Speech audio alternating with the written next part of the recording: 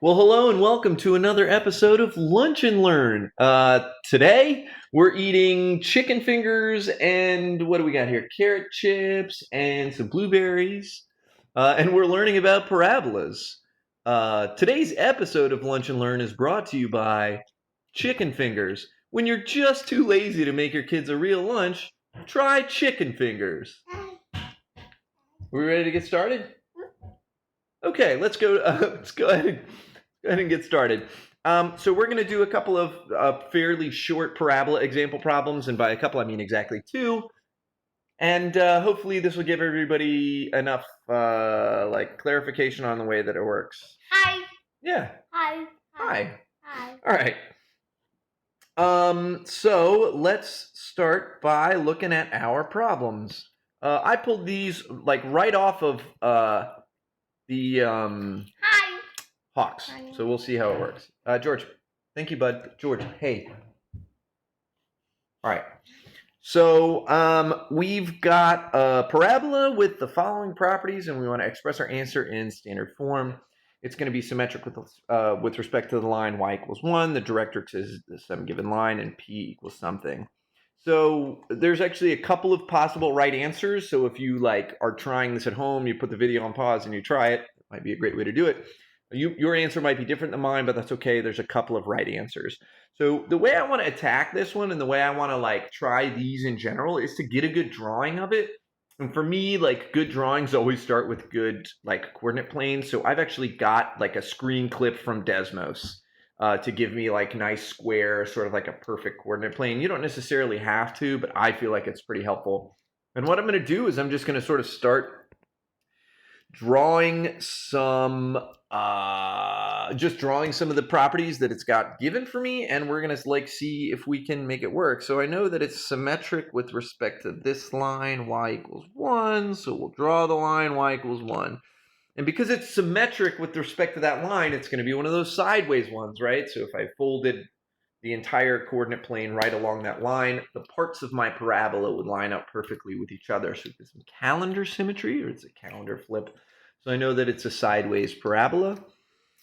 So I know that the focus and the vertex are going to show up on that line. Wherever I draw my focus and my vertex, it's going to show up there. Let's see, and the directrix is the line x equals -3. Maybe we'll do the directrix in blue. X equals -3, so that's going to go here. And now what I want to try to do is, well, I have a p, which is equal to 2, and all it's asking me for is the equation. So this is actually a pretty short one. There's a bunch of information we could find about this parabola that wouldn't necessarily help me do the equation, but let's go ahead and try to write it out. So I've used this information. The last piece of information that they've given me is that p equals 2. And remember, p is the distance straight from the directrix to the vertex and from the vertex to the focus. And the reason that there's more than one answer possible here, I know, but they're not talking to us yet. They're going to talk to us later. We do this big long message, and then they do their big long message, and we talk. Hi. Hi. Okay, so like we were saying, P is going to be that distance from the directrix right to the vertex, and this is where you could have two answers. You could go to the left, or you could go to the right.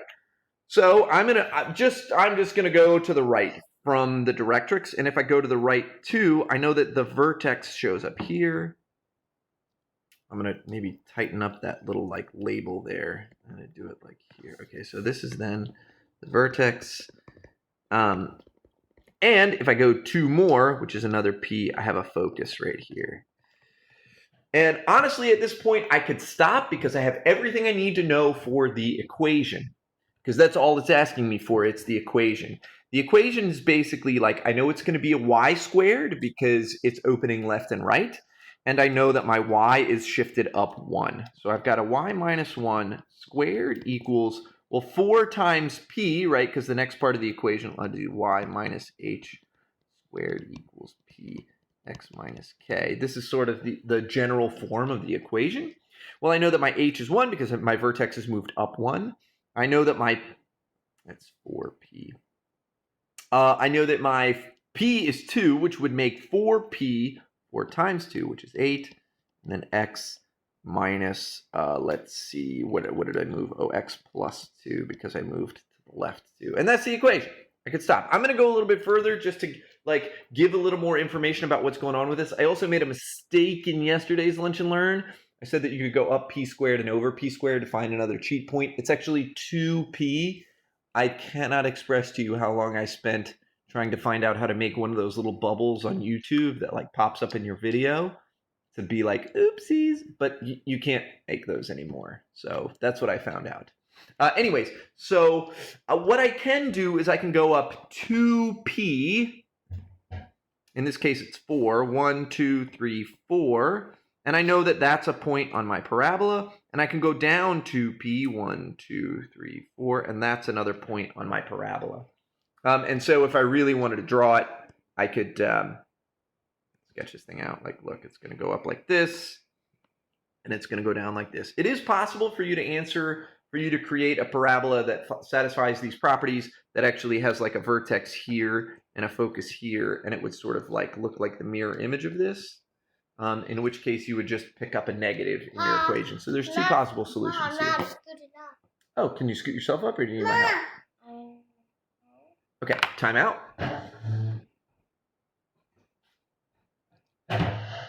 Oh, that's a lot of scoot. Thanks, bud. Okay, time in. I'm also too lazy just to edit that out. I ain't got the kind of time for that, so sorry. Okay, so the second problem, again, this one should be fairly quick.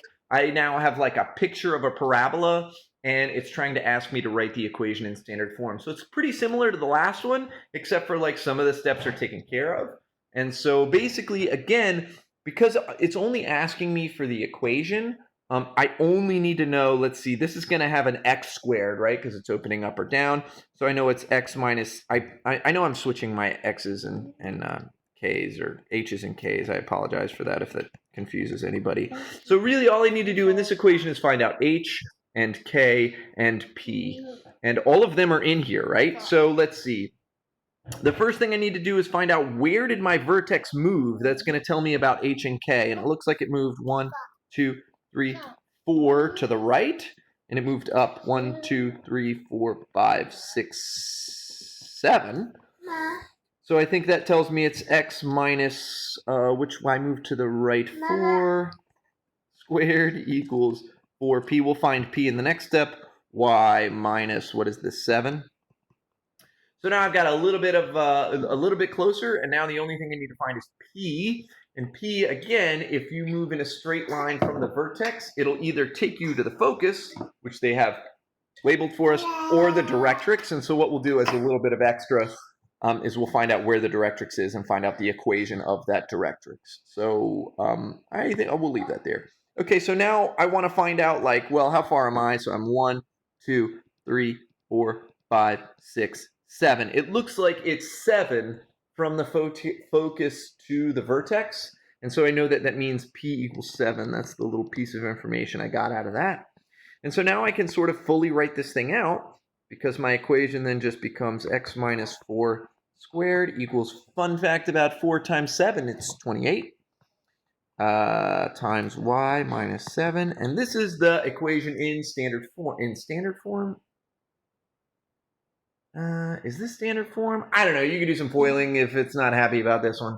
I don't really care about the forms, but, you know, Hawks cares about the forms. I think this is standard form. I feel pretty good about that, but I don't know. Maybe it's not. Maybe you got to mess with it. Nope. I'm going to cancel that. This is standard form. That feels good. Yeah, bud.